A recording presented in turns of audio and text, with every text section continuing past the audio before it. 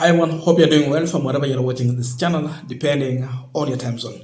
Now, there is one thing that Ruto had thought of when he fired Rigathi Gachagua through a way of impeachment and replacing him with Kithure Kindiki. At least for embracing Kindiki and bringing him into that position, he hoped that Mount Kenya East is going to be with him. At least he believed that he's going to split the mountain into two so that we have watu wa Meru, Mberes on his side. Then Mount Kenya West, ibaki a ground for, for a fight for everyone. But it's like Ruto made a wrong political calculation.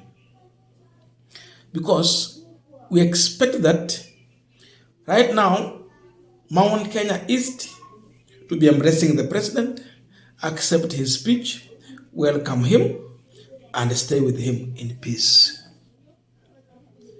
It is that time now, we are seeing a total embarrassment of the president, heckling and rejection of his speech in public. Now, the former Embu Senator, Levin Kivuti, lost his son. And the burial function was happening today. And so, Ruto was unable to be in Embu at the same time because the National Assembly Senate Speaker, Moses Wetangula's mother, was being buried today in Bungoma. So he had to send someone. And he decided to send someone also who come from Mount Kenya East, CS Muturi. Muturi was sent to this funeral with a speech from the president that he was supposed to read and give to the family. So, I have seen what is happening in Bungoma. Kimani Ichung'wah is fuming on Governor Natembeya, as if they own this country. But what happened in Embu? Ruto's speech was rejected by Mourners. They heckled Muturi in an attempt to read Ruto's condolence message. So in this funeral, no one allowed anything from the president. The issue was that Muturi, wewe ongea maneno yako, kaa chini. And this funeral attracted a huge crowd. The area was full to the brim. But they agree with one voice to reject Ruto's condolence message. So, CS Muturi was left with no option but to hand over that statement or message to the family. That is what happened in Embu. Yeah. I have given my message of condolence to Honorable Lene Kivuti. I have given my message of condolence to Honorable Lene Kivuti. Yangu. Ni kweli? Nimetoa yangu, si ni kweli? Sasa mimi pale nimefika mwisho ni kusema nimepokea ujumbe. Ya? Niwapatie, mnasema hivyo? Ha? Nisome, nisisome?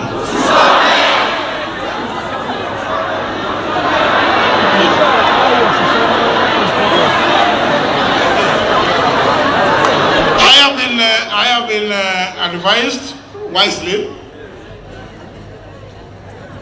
as a former speaker,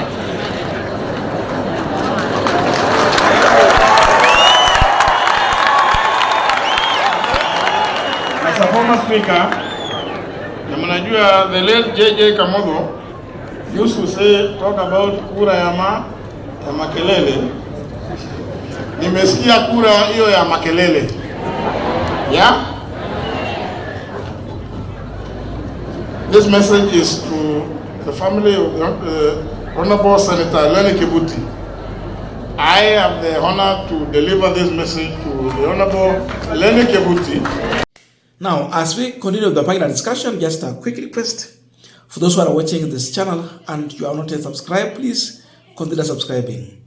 To our returning subscribers, I must say thank you so much. And again, to all our viewers, please give this video a thumbs up. Thank you so much, and back to our discussion. Now, when you look at this, you will agree with me that currently the mood in Mount Kenya East is a total rejection of William Ruto. This tells you that bringing Kithure Kindiki to the table did not solve the problem of people of Mount Kenya East. Definitely, Ruto made a wrong calculation. So, in his political calculation, the rejection of Gachagua and bringing Kithure Kindiki to the table did not solve the problem, but instead it created more problem. Because I know in his mathematics, he was clear. Let me nianguke na Mount Kenya East. I do so by embracing one of them, Kithure Kindiki.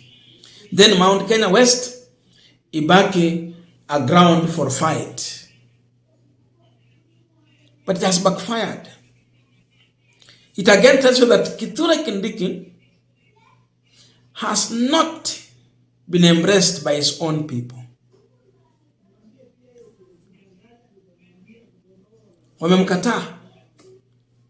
He must go back to the drawing board and find out why rejection of the president in a region where he's coming from. A man whom he deputized. The other time it was a church function, a Catholic. And when Gachagua entered that event, he was really well received. In as much alipitia shida kufika pale. But with the president, he was not embraced. So, before they make that loud noise in Bungoma, beating their chest, like what Kimani Ichung'wah is doing, I think Ichung'wah is doing a total disservice to William Ruto. And I'll bring that video here, we will discuss it. He was attempting to respond to Natembeya, but he ended up shooting in his own foot.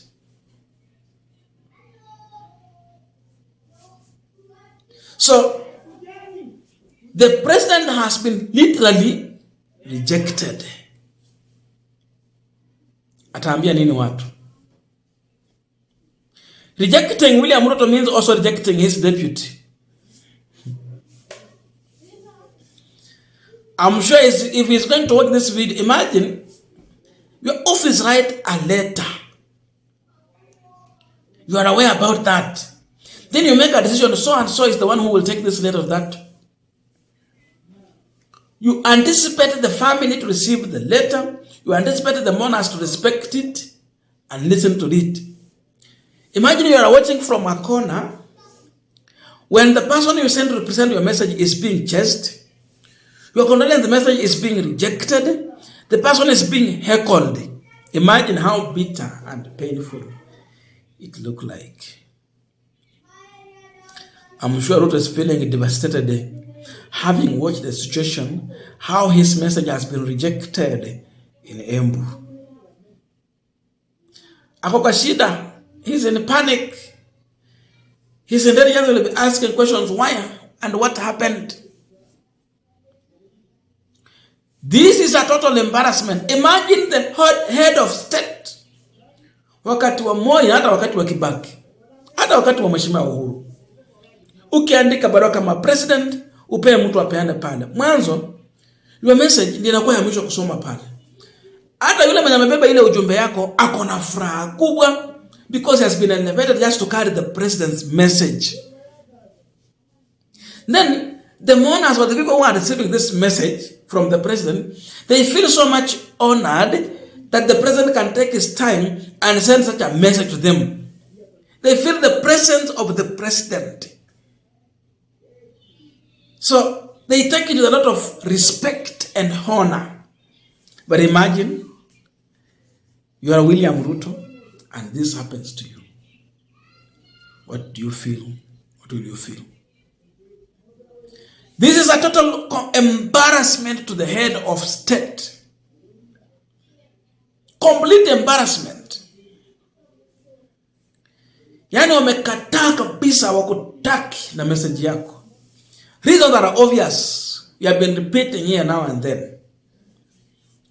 You betrayed Rigathi Gachagua. They still feel that betrayal and therefore sympathy at play. Ruto is not a man to trust. Therefore, they know even with Kithure Kindiki, there is nothing you can trust about William Ruto. That the same way Gachagua was removed, Kindiki can also be removed in the same way. They lack trust. You are a president who's not solving people's problem. Instead, you are solving politicians' problem. Fix Uhuru hapa, fix Raila hapa, watu wa ODM, watu wa Jubilee. What about fixing the people's problem? You are not. You are dealing with the politicians. They are protesting against that. When you are a president who does not care about the people's interest, but you rather care about the few politicians' interest, rejection becomes the order of the day. People have suffered intimidation, abduction at the center right now. And your team is bragging and beating their chest about who is abducting Kenyans. Gachagua is not in the government, but you're telling us that Gachagua is the one abducting people. How true is that? And how do you expect even a class 3 child to believe your statement? It becomes a problem. Cost of living, unfulfilled promises, fake projects, overtaxation, and all that.